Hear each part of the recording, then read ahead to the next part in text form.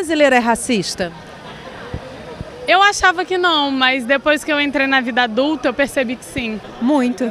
Quando isso se faz notar? O tempo inteiro.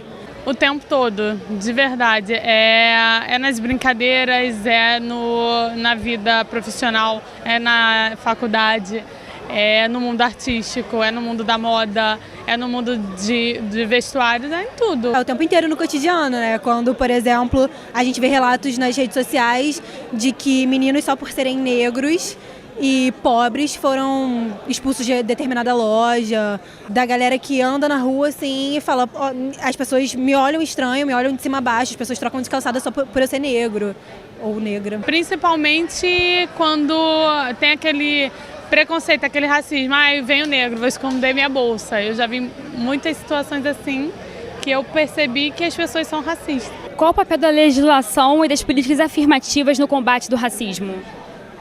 Da legislação, assim, ela não funciona muito na prática, né? Ela é mais uma coisa teórica. Quando não houver mais isso, você é branca, outra é pardo, quando não houver mais essa diferença, as pessoas vão aceitar mais, vão parar de taxar que ele é negro, que ele é rosa, que ele é vermelho. Eu acredito que a legislação ela seja uma coisa mais teórica do que prática, porque a gente vê denúncias o tempo inteiro de racismo e ninguém faz nada, as pessoas não são realmente presas e política afirmativa é cota, né? Eu acho extremamente necessário, porque a gente tem uma desigualdade histórica, não iguala, mas tenta, né? Aumenta o número de pessoas negras ou índias ou pardas dentro das faculdades. Então é muito mais comum de ver pessoas graduadas de raças que antigamente era taxada como inferior. Você é a favor ou contra as cotas? A favor. Super. Não, eu sou contra. Eu Por quê? sou a favor de cota social, de cota por valor. Mas eu sou totalmente contra a cota racial, porque não tem que diminuir. Ele é negro, ele é mais inferior e ele tem que ter cota para poder entrar. Tem que ter a da bolsa ele não tem grana para pagar, ele estudou e ele pode entrar. Então não deveria ter cota de raça, deveria ter cota social somente. E que resultados você acha que as cotas apresentam até aqui? Então, até aqui, por exemplo, a gente tem uma faculdade mais igualitária. Você olha para uma faculdade pública, não na particular, né? Na particular isso ainda é muito defasado, mas você olha para uma faculdade federal, uma universidade pública e você vê uma sala de aula mista. Você vê uma sala de aula com negros, brancos, índios. Isso é muito importante, a longo prazo, assim. A ideia é você ter cada vez mais negros no mercado de trabalho e etc, etc. O que deveria ser feito para que o brasileiro desnaturalizasse o racismo? Tudo é mídia. A mídia ela consegue mudar a cabeça das pessoas. Então a mídia deveria fazer um impacto geral para todo mundo assumir seu lado negro. Voltar no tempo? Não sei. Acho que educação, né? É a base. Segundo o IBGE, 53% da população brasileira se declara parda ou preta. E 92% da população brasileira concorda que há racismo no Brasil. Hoje nós vamos conversar sobre racismo e o nosso convidado é o professor Renato Ferreira, advogado e autor de estudos sobre políticas afirmativas no Brasil. Professor, muito obrigada por estar aqui com a gente no Estúdio da Faixa. Primeiramente, eu queria trazer uma questão de terminologia, né? Assim, quando a gente fala pardos e pretos, não é o usual. Se costuma dizer na sociedade pardos e negros. Como é que isso está sendo tratado no Brasil? Isso tem a ver com racismo, a forma como se coloca, desconhecimento, ignorância?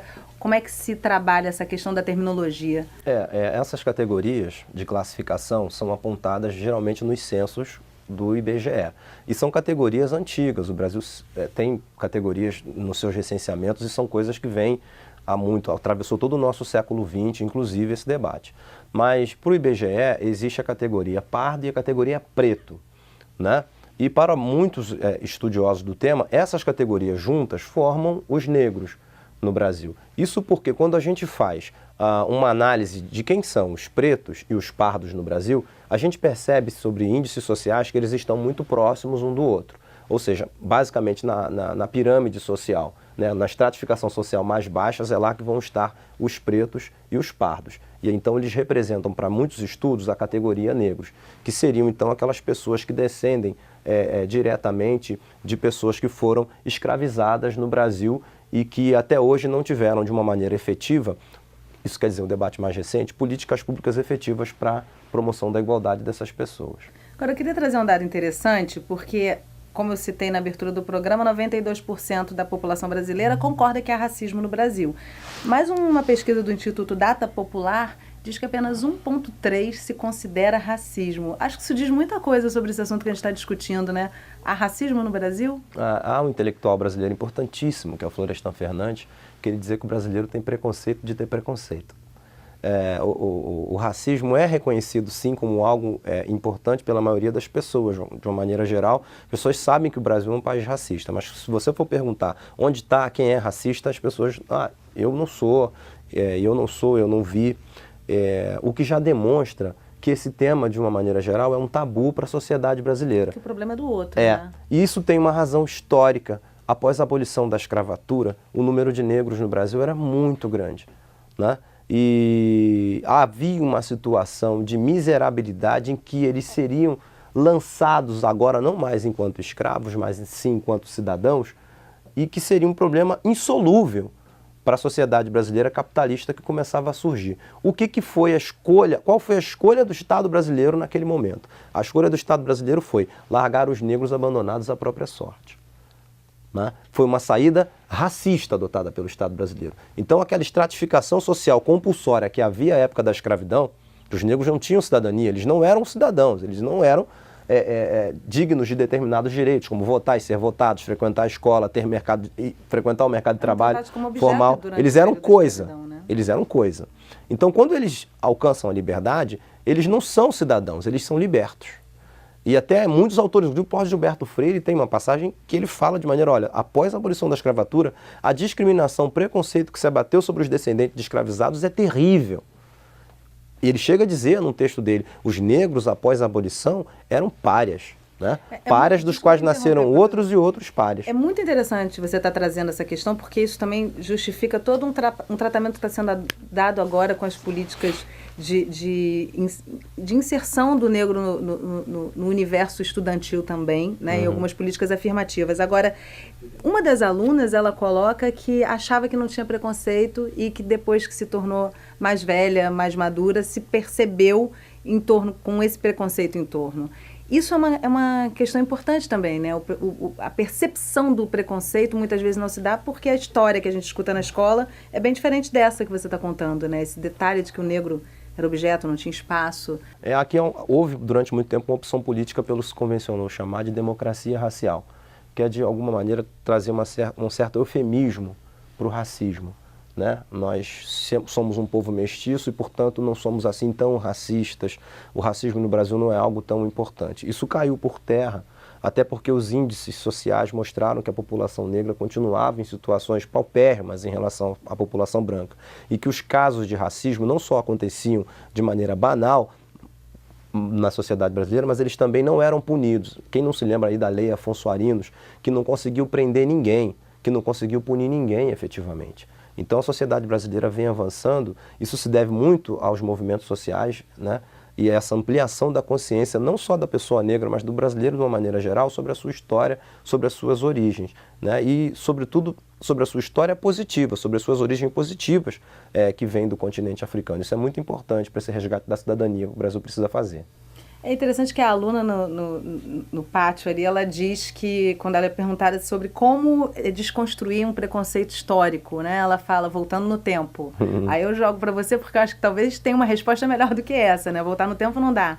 Como é que se desconstrói esse preconceito? Voltar no tempo no sentido de que vamos retomar esse debate histórico que ficou perdido, que ficou de propósito, inclusive, invisibilizado, e vamos tratar de olhar para o futuro e trabalhar a educação. Por isso é que é importante a questão da história da África e afro-brasileira nas escolas. É importante falar sobre a questão. Porque quando a gente vai à educação do Brasil, de uma maneira geral, a gente passou por essa formação. Em que o negro era importante para a sociedade brasileira? Aí falavam a cocada, o acarajé, o samba, né, mas não demonstravam a importância da população negra para a construção da sociedade brasileira. Inclusive, a viabilidade econômica que o Brasil passou a ter no século XX, ela se fez em costas negras, né? O influxo de imigração que veio para o Brasil, ele veio muito em função da modernização que se precisava, mas sobretudo também por uma necessidade racista, porque se acreditava que a população branca, assim, era superior e era melhor do que a população negra. Hoje em dia isso caiu por terra, mas a gente tem o debate sobre o racismo no Brasil, ele não está encerrado. A sociedade brasileira, ela passou a maior parte da sua história com um sistema de racismo que era oficial. E depois da abolição, pouco ou quase nada foi feito para buscar a cidadania dessas pessoas. Recentemente a gente começou a adotar políticas afirmativas na educação superior, política de cotas, que ajudam a acelerar esse processo. Mas o mais importante é a educação, é educar bem a população brasileira para que o Brasil possa se tornar uma democracia efetiva sem racismo. Agora, o que a gente tem efetivo já na legislação, ainda não falando na prática, né? Mas na legislação que a gente tem hoje, que coloca o negro como um sujeito de direitos que precisam ser respeitados de forma igualitária? Não, a gente tem uma legislação criminal que sofre muita crítica por parte de alguns estudiosos por conta da pouca efetividade que ela tem. Que estabelece uma lei 7716 de 89, que estabelece crimes específicos de racismo, né, que são crimes imprescritíveis e inafiançáveis. Então lá você tem várias condutas racistas tipificadas lá. E você tem também, na própria legislação criminal, a injúria racial, né, no caso de quando a pessoa atribui à pessoa negra uma desqualificação. E aí, nesse caso, você tem o crime de injúria racial e a pessoa então sofre as sanções específicas lá do Código Penal. Mesmo assim, há, por parte de grandes estudiosos, uma reclamação muito grande sobre o Poder Judiciário. Para esses estudos, o Poder Judiciário não enfrenta da maneira adequada os casos de racismo, né? O Judiciário parece que está imerso aí a uma certa má vontade de fazer com que essa legislação possa atuar. E essa certa má vontade que eu estou falando aqui, ela vem desde a delegacia, onde a notícia do crime chega, até a sentença do juiz ou até mesmo o acórdão dos desembargadores. Houve um estudo feito pelo Instituto Laeser, aqui da UFRJ, liderado pelo professor Marcelo Paixão, em que ele demonstra que é dificílima a condenação por crime de racismo no Brasil, né? Há muita dificuldade de você conseguir provar e há muita dificuldade de fazer com que os juízes possam condenar de fato por racismo. E muito embora, quase todo dia a gente vê um caso ou outro no jornal ou na mídia, casos explícitos de racismo que nos chegam. Então há um grande número de casos de racismo que chegam até a justiça, mas o número de condenações ele não representa assim de maneira significativa. Então, de uma maneira geral, a gente não está inibindo com a legislação as práticas racistas, né? O que a gente vem fazendo de um tempo para cá é adotando e ampliando o sistema de proteção social e de inclusão, que é o sistema de ações afirmativas. Política de cota na universidade, pública e privada, né? A implementação da temática nas escolas brasileiras, da temática das relações raciais na educação nas escolas brasileiras, que é uma outra situação importante, política de ação afirmativa em concursos públicos, né? Então são medidas que vão ajudar o Brasil a trazer mais pessoas negras para a cidadania. É um processo. Como nós ficamos quase todo o século XX sem fazer muita coisa nesse aspecto, a gente ainda vai ter aí muito tempo para trabalhar. Mas eu acho que o primeiro passo a gente já deu. E as redes sociais? Colaboram? Colaboram. Eu acho que as redes sociais são muito democráticas, tanto por um lado bom quanto por um lado ruim.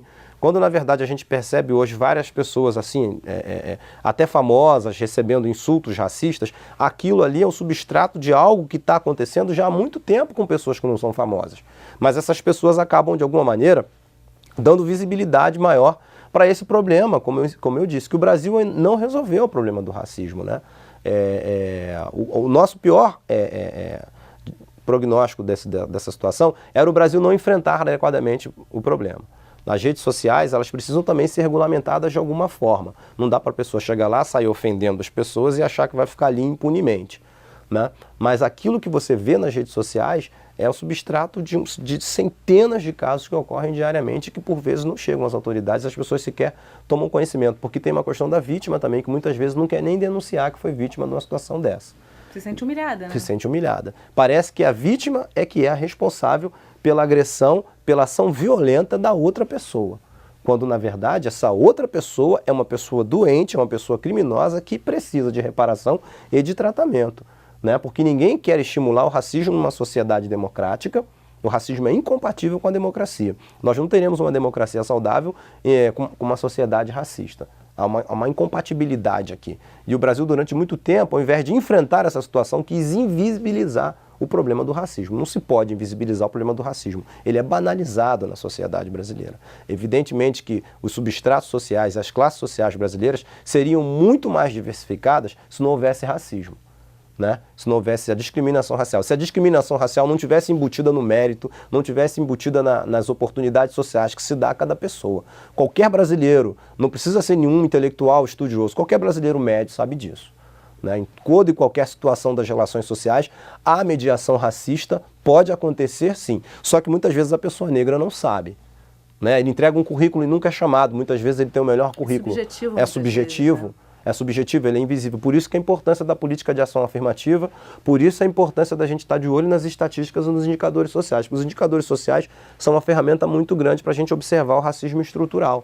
Uma sociedade, por exemplo, em que você tem a população economicamente ativa formada por mulheres e homens, de maneira muito abrangente, como é que você pode chegar em determinada empresa que tem 500, 1000 funcionários e o número de mulheres nos cargos de chefia ser ínfimo? Alguma coisa está errada com essa empresa. E que bom que as né? redes sociais, de certa forma, têm esse lado. Ajudam a denunciar isso. De expor toda essa realidade. Agora, a gente precisa fazer um intervalo rapidinho e eu acho importante a gente ceder espaço para a questão das políticas afirmativas, que é o passo à frente, né? E no próximo bloco também tem pergunta dos alunos. Não sai daí que a gente volta rapidinho.